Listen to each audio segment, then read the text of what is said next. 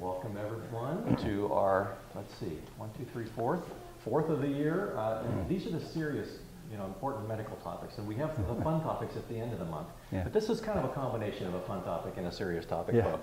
Dr. John Ziegler is our presenter today for the community conversation. I don't know anybody who knows more about sports medicine from this perspective of it, preventing injury from running and walking, than John does. All-American with Penn State, state finalist in cross-country and track in high school, and he knows more about this stuff than anybody else. So John, we're happy to have you here, and welcome. Thank you very much, Dwayne. I appreciate it. Welcome, everybody. It's a little hard to get enthusiastic about running and walking right now when it's still snowing on the 10th of April, but yeah, I guess that's part of the problem is that, around here when the weather finally breaks, everybody gets really enthusiastic and they want to go outside and start walking and running again, but we've been cooped up inside for most of the winter, if not on a treadmill with sort of sensory deprivation in the meantime. But how many walkers do we have? Do we have walkers in here or runners? A couple runners and some walkers. So the topic is really a mixture of running and walking, and the two go together quite nicely from the standpoint of injuries and biomechanics and shoes. The two of them intermix, and a lot of the same injuries occur on both sides of that. But if you're going out for both of them, it's for the same reasons. You're going to go out for fitness, you're going to go out for weight loss, mental well-being, to be competitive. I talked to a group, and I was encouraging the ladies to take their kids out and go for a walk, get them out of the house and get away from the computer. And one of the ladies came up to me afterwards and says, I walk to get out of the house so that I get away from everything. And I thought, well, I can see that perspective too. So it's for your mental well-being no matter why you do it. But the enthusiasm this time of year is, the weather's going to break here about Friday or so, and Woodcock Dam's going to be beautiful. And so, it's a mile across Woodcock Dam and a mile back the other direction. And so what usually happens is, in great enthusiasm, you say, well, I'm going to go over and back, or I'm going over and back twice because it's such a nice evening. And, you wake up the next morning and your foot hurts. And it's usually arch pain or it's heel pain. That's what I see this time of year. And it's from, that enthusiastic start to the season with walking and the consequences of what happens if you do too much too fast. So there's things that you can control and there's things that you can't control. So you can control how far you walk, how fast you walk. You can control what shoes you wear. You can't control the way you're built. You can't control your own biomechanics, the way that you walk or the way you run based on what you inherited.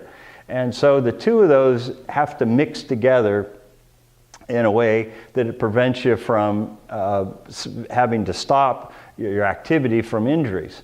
And the idea of progressive fitness is that if you're going to build to a point and then you're injured, and what's going to happen? You take two steps backwards and you say, all right, I'm ready to go again, and you build up and an injury stops you again. So the idea is to have a continuous build in fitness that's not interrupted by injuries. And so what I wanted to do was go through a few of the injuries and explain some of the ones that I see commonly. And then we'll talk about shoes and the way they're built and what we're seeing nowadays and some of the new things that are coming out in running and walking shoes that are pretty neat. And how to pick out a shoe that's best for you.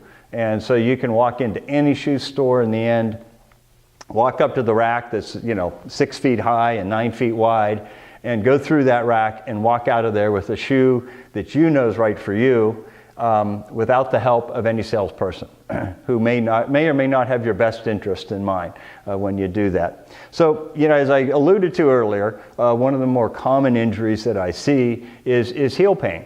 Someone comes in and they said, I walked Woodcock last week, I woke up the next day and I could barely put weight on my heel, and so I limped around for a while. Then it felt pretty good, and then I came home after work and sat down, and oh man, I couldn't get up, after watching TV. So what's really happening is that because they were either wearing the wrong shoes, or they walked too far, or they weren't flexible enough, they overstretched the big ligament in the bottom of the foot, their plantar fascial ligament. And that ligament attaches to the heel. And because it's attached to the heel, that attachment becomes really inflamed when that happens. And so every time they step down, it stretches the ligament, pulls in the heel, and they have pain. So what do you do about it? Well, the big thing is stretching. We all live long enough now that we get stiff. And so because of that, stretching out your calf muscles is really important for walking and for running. But for the walkers, it's the most common thing I see. And it just involves doing the wall stretch, which everybody has seen. Runners do, where you lean against the wall with your hands and put one foot backwards on the ground with your heel and your leg straight, and you hold that stretch for a minute or two. You say long enough to check the emails on your phone while you're doing it, okay? And by doing that, you're stretching out the calf muscle. You say, well, how does that help my foot? Well, it reduces the stress on the plantar fascial ligament. If you can stretch out the back of your leg, it's going to help with the stress on the bottom of your foot. So the real money stretch, as soon as you're done, it's important maybe to stretch before you go out and you start your walk, but as soon as you're done running or work with your cycling or running, that's the time to take the 4 minutes, 2 minutes aside or so, and do your stretch for your calf muscles. And if you do that, that's the number one preventative thing that you can do to prevent against the plantar fasciitis or heel pain. The other thing you can do is to look at your shoes. You can walk in running shoes, okay, but you can't run in walking shoes. So nowadays, most everybody's wearing walking shoes. And we'll look at designs of those a little bit later. But the walking shoes are not that much different from running shoes. I just usually tell people, go buy a good set of running shoes and make sure they're in good shape, so that you're going to get 6 months, maybe 600 miles out of a pair of shoes. That's a lot of trips across Woodcock Dam, so at a walking pace. So they are going to last a while, but the materials in them will break down. Anybody that's kept a pair of running shoes and they sort of went through the walking phase, and then they were not so good phase, and then they washed the car, then they worked in the garden, and then they fell apart. You know that they'll last quite a while before they actually fall apart. And well before that point, you've crushed the shoe or twisted it up or ruined the shoe. So, as I said, stretching, making sure your shoes are in good shape. And then if you do have some issues with it, ice and heat. When you get back, if you start to have the heel pain, 15 minutes of ice, 15 minutes of heat to that heel goes a long way. If it still hurts, you're going to need to see a physician about it and evaluate it to make sure nothing else is going on there. But it's one of the more common things that we see that you can start to treat yourself. Right along with that, Achilles tendonitis. Pain in the back of the heel, right where the big Achilles tendon comes down to the heel. It either rubs on the shoes or it comes back to that tight calf muscle again in the back. It's overused early on, whether it's walking or running, and so it's a hard one to heal up because it can take several weeks, even a month, to heal a really acute case of Achilles tendonitis. Usually the first thing is the stretching exercises for the calf muscle, and then ice and heat, and a lot of times we'll put a heel lift in both sides. You can't do just one side, but a heel lift in both sides so you don't walk in circles after you try to heal it up. The other thing about it is that if you're going to do the ice and heat to that, you want to make sure that you stretch first. You would never want to ice your Achilles tendon and then say, oh, I forgot to stretch, and try to stretch out that really stiff, tight Achilles tendon. You'd want to stretch it out maybe after you rode a bicycle or something that didn't put as much stress on it as walking, and then hit it with the ice and heat. But that's probably one of the more common ones that we see. In running, this time of year, all whether it's high school or college, they're going into spring track season. So they've been running sort of casually indoors and then building up to going outdoors. But after the first couple races, usually you see tight calf muscles and Achilles tendonitis, because they go from a training shoe that looks like this to a pair of spikes that has no heel on it, a very flat shoe, and they're running at race pace. It's going to lower the heel down to the ground, a lot lower than what this is. These have about a 1/2 inch lift to 3/8 of an inch. Spike doesn't have that at all. In fact, it almost is a little bit of a negative heel. So it puts a lot more strain on the Achilles tendon, and you see tight calf muscles, sore calf muscles, and the Achilles tendonitis. Whether it's your casual walker or in high school, starting with track. The other real common one that we'll see, especially in walkers, are toenails that turn black. It's the fancy name would be a subungual hematoma, but it's a toenail that became bruised. And you're thinking, well, how the heck did I bruise my toenail? I didn't hit anything. I didn't kick anything. Nobody stepped on my foot. Well, what usually happens is that you get micro trauma to the nail. So if you're, instead of walking across Woodcock Dam, you're taking the trails and you're going up and down like this as you walk, your foot's sliding forward into your shoe a little bit, catching on the end of your sock or the very end of your shoe, and it's just lifting that nail, lifting a little bit at a time.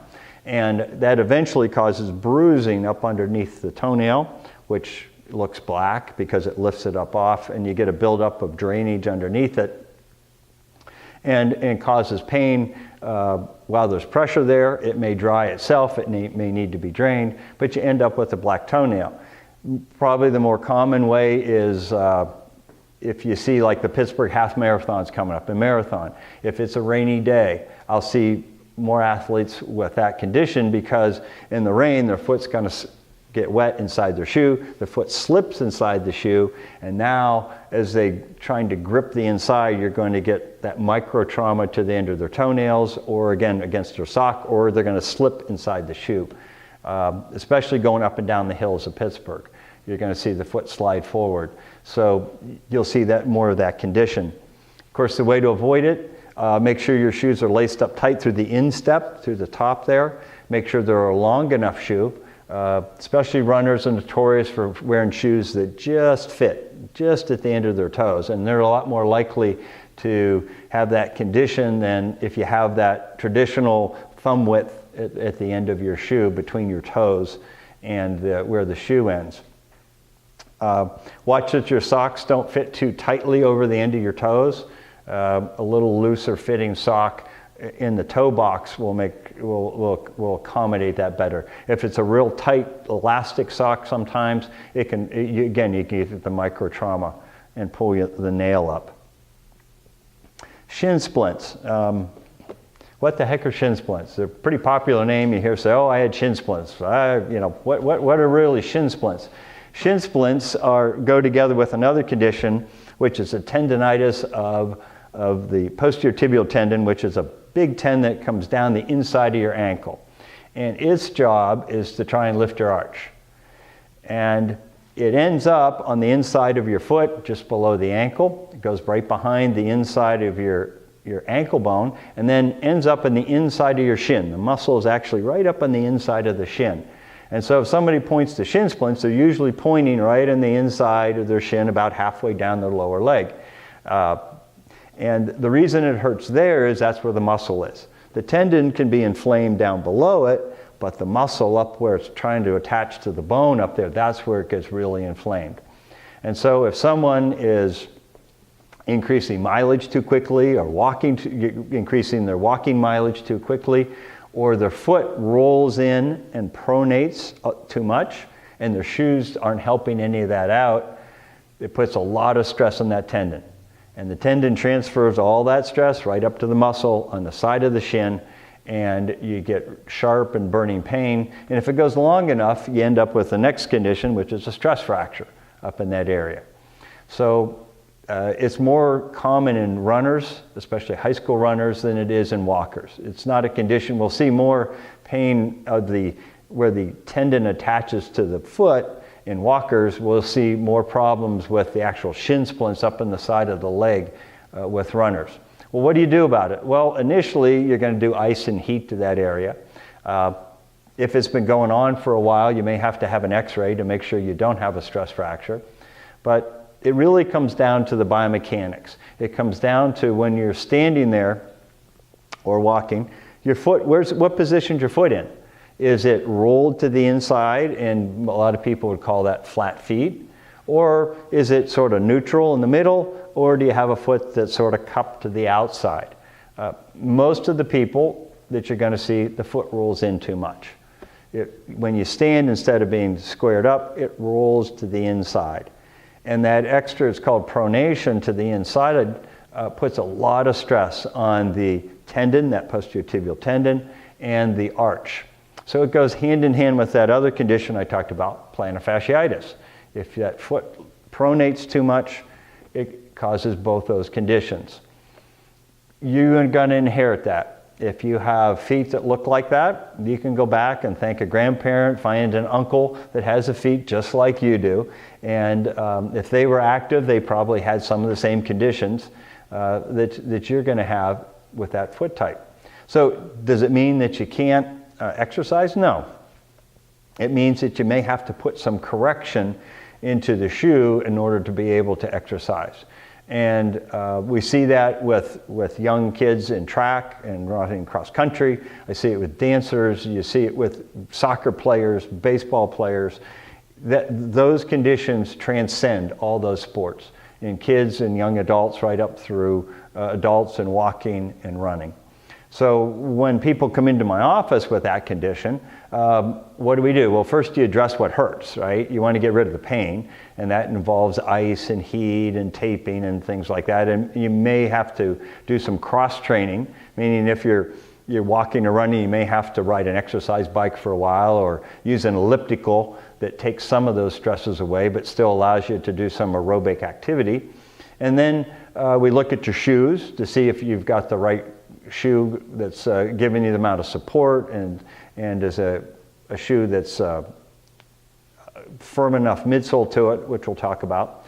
And then we're going to look at the foot itself and see if we need to put some orthotics or inserts into that shoe.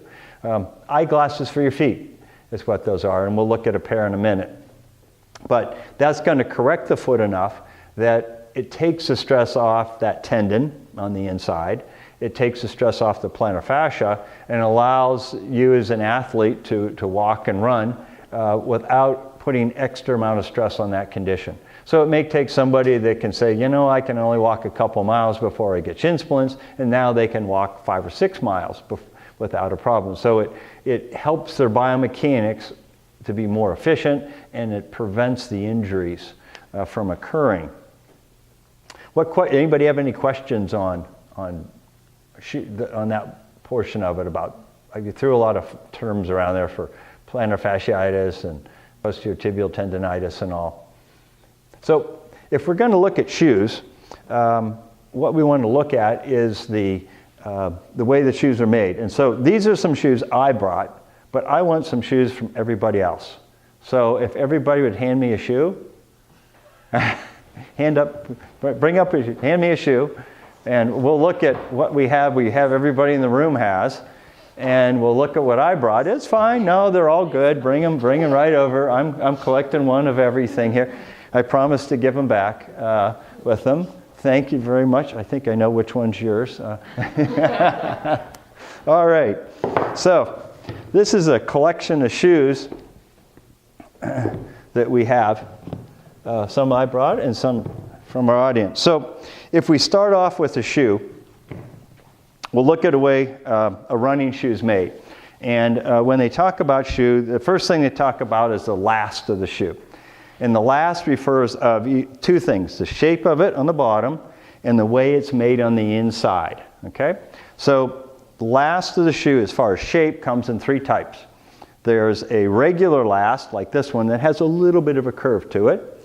There's a straight lasted shoe, which we don't have any of here, that instead of being a little curved, it's actually almost perfectly straight ahead. And then a curved last shoe, where the shoe curves around a lot. This one isn't even one of those. Think of if you've ever seen a racing shoe like someone would wear on a track. where the shoe curves in quite a bit at the front, and that would be a curved last shoe. Most of the ones that you're going to walk in are going to be regular last. You might find a straight lasted shoe for some brands, but it's going to be this regular sort of curved, just a little bit of a curved, semi-curved last to it. When you look at the inside of the shoe and you pull out that insole that's in there, there's three ways the shoe's made. There's a slip lasted, which is, you look at the bottom and there's a stitching right down, and I'm not sure we even have one up here. There's stitching right down the middle of the shoe. There'd be a stitch line right down the middle of the shoe. So they take the upper, which is this part, curl it around, and they stitch it right up the middle. It makes for a really nice glove fit to the shoe, but doesn't provide a lot of stability. So the other way they can do it is they do a board last. And this, you can see, is nice and flat in the inside of it. Sort of, it's a blue board in here, and it's flat the whole way up, and it's been stitched around the outside. So if you want the best of both, you use a combination last, which is the stitching in the bottom, then over top of it, they put this board. What that board does is it adds torsional stability to the shoe. So when we pick up this shoe and we take it in the store, we don't want to be able to twist this shoe this way, okay? We want the shoe to be stable side to side. We don't want it to bend in here. So if we took this shoe, you see, we can really bend this shoe back and forth, okay? That's fine for what the shoe is made for, but it's not good in a running or walking shoe. We want torsional stability to the shoe right across there, okay? We're going to look at the heel counter. The heel counter is this part right around the back here. We want a nice firm heel counter. Solid, it's plastic. It's going to cup and support the heel while we walk or run. As opposed to, you can take some shoes like this, you see, and I can collapse the heel counter around here and collapse it this way. I can also take this shoe and I can twist it this way, and I can twist it that way. So if you go to walk in this shoe, your foot sort of collapsing to the inside and the heel collapses to this way and the heel counter goes down. You see, this is a minimalist shoe, and it's great to just sort of kick around in. And you have to, if you're going to run in this or walk in, and have pretty close to perfect biomechanics, because there's just no support to this shoe. It's just not, you can see, the shoe's going to twist. As your foot twists, it's going to give. The heel counter is going to give to the inside, and the whole shoe is sort of going to collapse like this, okay? Now, the one thing this shoe does... Okay. One thing that you can look at with this shoe is the flexibility of the forefoot. See, it bends quite nicely. And we want to see that out of the other shoes. We want them to flex. So there's flex points around the front of this shoe, all these. And so that's going to allow the shoe to flex underneath the ball of the foot like we want it to. The materials in the midsole, which is everything between the bottom, which is outsole, and the top, this is the midsole, well, this whole white section here. And midsoles come in a couple of different qualities. There would be a soft or neutral ride to a shoe. There's a motion control, and then there's a firm anti-pronation shoe. So the difference is this, is if this whole thing is real soft and cushy, that's sort of a neutral shoe. If it's firmer on one side or the other, usually the inside, that would control the motion of the foot, and that would be a motion control shoe. If the whole thing is very firm, then it's going to be a anti-pronation shoe. So what are we really looking at? So if I take my thumb and I push it into the midsole here, see, it doesn't want to give, okay? If I try these shoes, it doesn't want to give. If I try this shoe, you see, if I were to land on that as a heel striker, it wants to give a little bit. So this midsole is going to compress too much. As you land on it, it's going to want to squish down too much as you land on it, and as your foot rolls in, it does it too fast, and it also adds a little bit of a rocking motion that your tendons have to control as you land on that shoe. So for most people, you're going to want a motion control shoe. And you can tell it by, you can check it here, it's firmer on the outside, but it's really firm on the inside. What they did was they put two different densities of material. they call it durometer material. So low durometer is soft, high durometer is hard. So what they do is combine a soft material out here, a softer, but not too soft, and real firm here. So as your foot comes in, lands and rolls in, it meets that nice firm material and doesn't allow that foot to come in and pronate as quickly as it would otherwise. It's a very stable shoe. This shoe is not going to rock around when you land on it, nor is this Asics. So if we, well, it's a Reebok, excuse me. So if we took this Reebok, you see, it's sort of good on that, okay? It collapses a little bit more than we like. There's good flexibility up here. It's really soft here, okay? And it's a little bit broken down. This corner's been crushed a little bit. Heel counter, really pretty good, okay? In the inside, if we look inside, it's got a board last to it. So this would be a shoe that's somewhere in between stable and cushioned because it's really a pretty darn soft midsole. If you're going to run in this shoe, it's a little bit soft. You could probably use it as a walking shoe, but it might be a little bit soft for most people to run in, meaning the midsole in there is a little bit too soft. The New Balance shoe, we talked about this. This is a minimalist shoe. Great to kick around in. You might use it if you're young to race in. If you took most people and sent them out to run in this shoe, they would probably become injured. It's just not a stable enough shoe. It's going to give too much. They're going to need more stability to it. This shoe, again, torsional stability. We see it's got good flexibility. The midsole's pretty darn firm. Good heel counter. And you can do all these things in the shoe store when you go in. This Asics, the difference with this one is it's a winter shoe, so it's got a Gore-Tex upper to it, as opposed to these are really breathable, which is great in the summer, but not so great this last winter when it was 5 degrees, because you're going to freeze your foot. So this one's going to keep out some water. It's going to keep out some of the cold. The trade-off is weight. If you're walking in the shoe, the weight doesn't mean a whole lot. If you're running the shoe, the difference between 11, 12 ounces, 10 ounces, and 9.5 is actually significant. You're going to notice the difference if you try to run in that difference of a shoe. If we look at your basic, kick around moccasin, okay? It's got a Vibram outsole to it. It's actually got pretty good stability here, doesn't it? Okay? The midsole, pretty darn firm, bends at the front. Heel counter, not so much, okay? But it's made to ride in the car with. You're not going to go out and walk Woodcock Dam in this shoe without having problems. Now, the difference between that and your basic loafer, okay? Just meant to stand around in, ride in the car in. You're not going to want to walk Woodcock Dam in it because the whole thing, folds up. But it looks a lot better if you're going to go out in it than what these do. High heel, they're really good for my business, okay? Highly recommend these. So, nowadays what you find that women nowadays go from a heel of maybe 1 or 2 inches to a pair of flip-flops, up to a 4-inch heel, maybe 5-inch heel, then down to flip-flops, and then to a running shoe. Shoe heights are up and down all the time. If you went back to the 1940s, women wore about a 2-inch heel, but they wore it all the time. They wore it from they got up in the morning till they went to bed at night. You always wore heels. And so you got shortening of those Achilles tendons in the back. And a lot of those ladies had issues when we tried to switch them later in life to a walking shoe, had to put heel lifts in them because of that. But the biggest thing is if you're going to go up and down in shoes, if you're going to go from walking to high heels into your walking or running shoe, you got to work on that calf flexibility. You got to keep those calf muscles flexible and do the exercises. One of the things that you want to avoid, since I've emphasized that stretch a lot, is stretching over steps.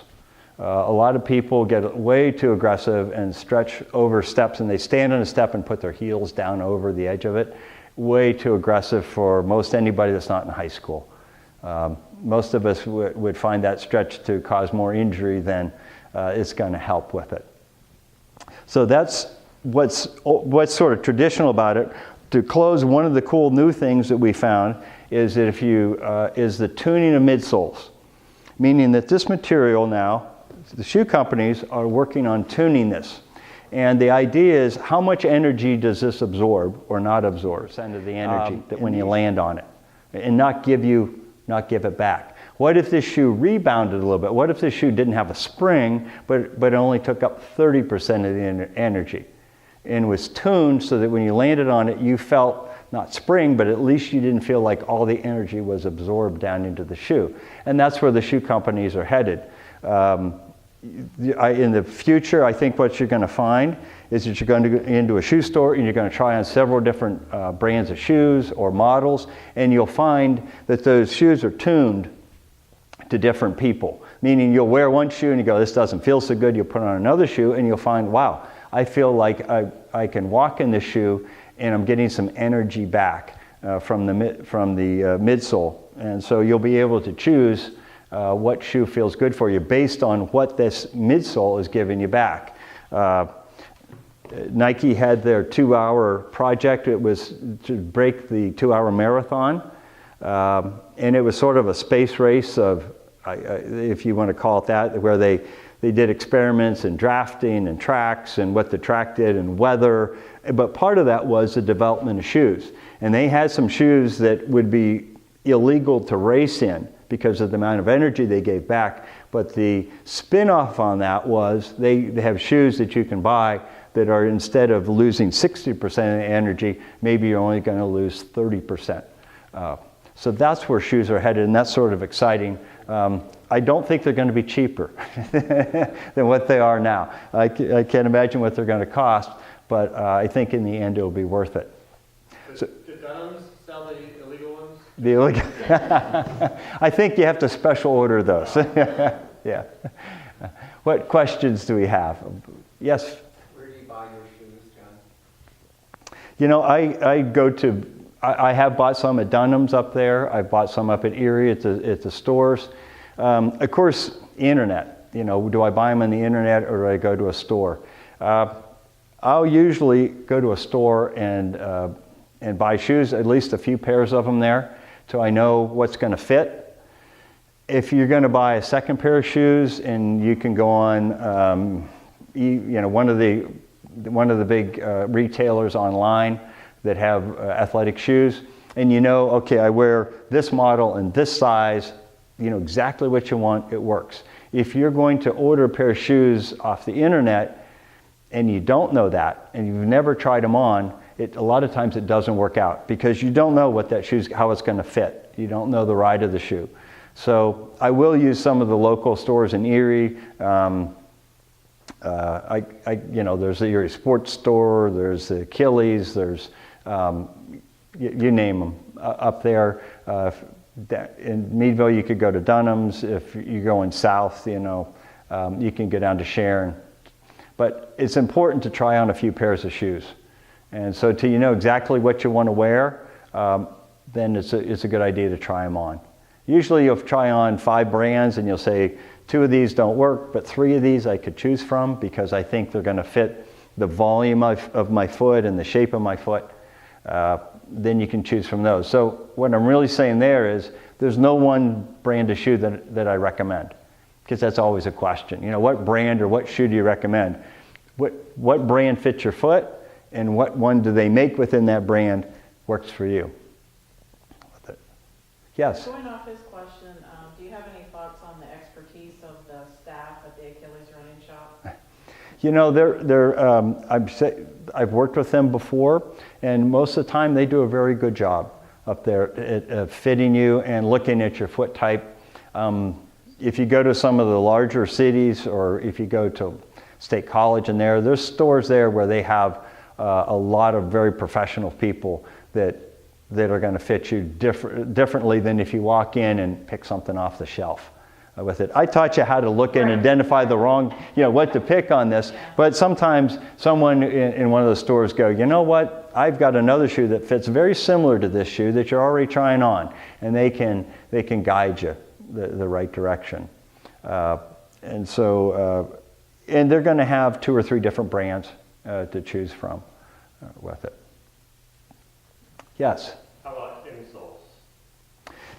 With the insoles for the shoes, and I didn't pull out some of these, the ones that come with the shoe are generic, with the exception of some of the ones that are contoured to the foot. The aftermarket ones are just going to be an arch support. And they can be, the arch support part of it is very generic. It's made for everybody, doesn't fit anybody. What we usually do yeah, thank you.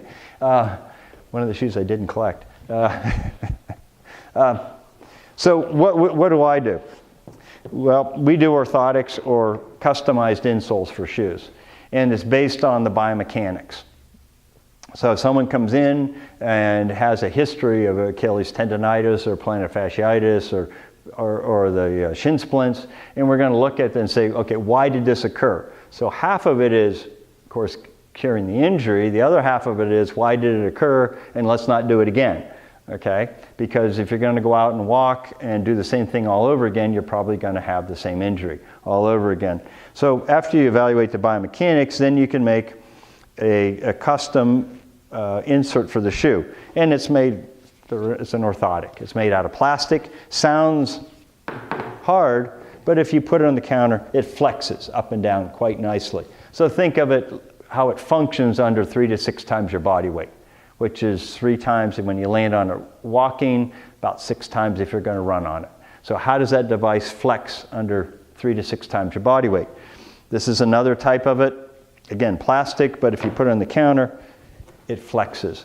Both these, as well as this insole, have all been, this was modified to correct the mechanics of the foot, so that we're trying to prevent injuries from stretching and doing the smart thing as far as how fast you build up walking and running, and then looking at the biomechanics with it. What questions? Yes? How long should you run on a pair of running shoes before they need to be or should be replaced? That's a great question. How long can you run on a pair of shoes? There's 2 parts to that. One is how long the midsole is going to last as far as before it's crushed, which is this part here. And the other part of it is I don't run very much at all or walk very much at all. How long can I keep them before they finally dry rot? Okay? So if you're going to buy a new shoe and you're going to say, I'm walking Woodcock Dam in them, you know, they're going to last you a season. They're going to last you through the summer. They probably need to be replaced. If someone comes in and they stand on their feet for a living, they're a nurse. I say 6 months. You know, those shoes that you're wearing on the floor, 6 months, they're done, your feet are worth it. They're standing behind a machine, 6 months. I know those boots aren't worn out. They don't look worn out, but they're all stretched out of shape, about 6 months, maybe 8 at the most. If you're going to run in them, 600, 700 miles, somewhere in there. You won't know till you do a log, if you were to log it all down, but you get an idea. 6 months to a year. After a year, if you're using those, they're definitely shot. Do there holes in them? No. No holes in them. What you'll find is they're twisted out of shape. They're twisted in. You put it on the counter and the shoe sits there like that. Okay? It's been twisted out of shape. With all the new materials, it's really hard to put a hole in the bottom of the shoe, hole through maybe your toe through the top. They just don't wear out like the shoes used to wear out. So figure 6 months to a year, and then maybe 600 to 1,000 miles on a pair of shoes. And then they're done. With one exception. If you're a heel striker, meaning when you walk, if you wear off the heel of your shoe a lot, which is this outside corner here, you can wear this out well before the rest of the shoe. If this black material, this outsole material, which is Indy 500 outsole rubber, wears out and you see that you're into this midsole, the shoe's done.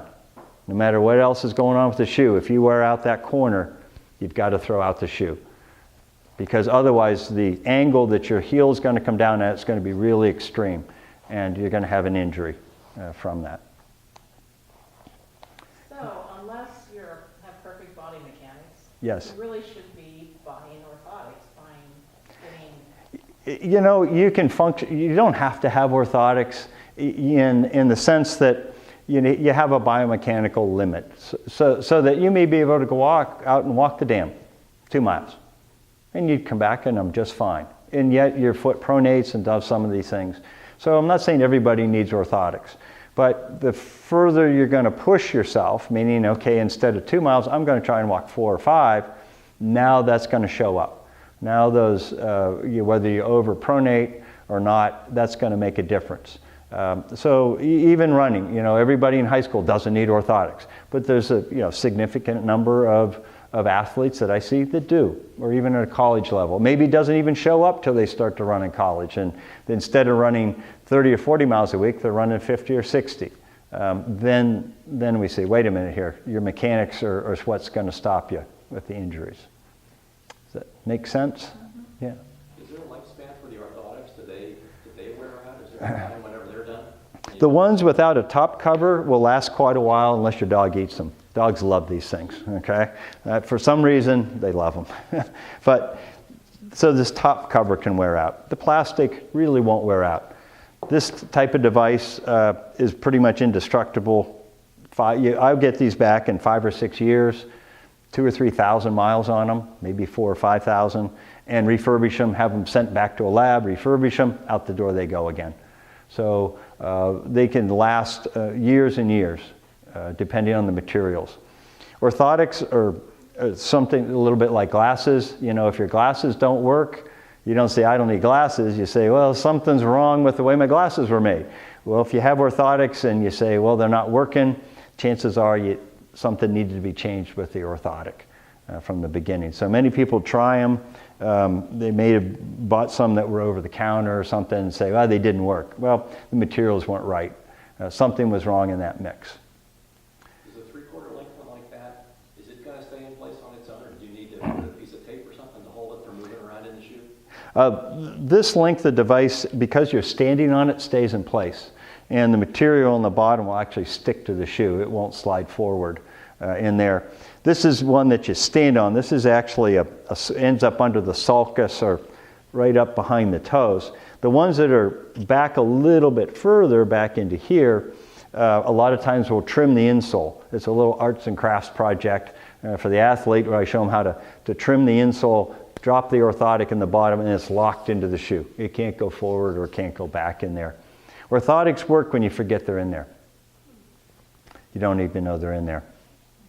So, well, thank you very much. I wish everybody healthy feet. Was there one more question? Yeah, absolutely. Have a good evening.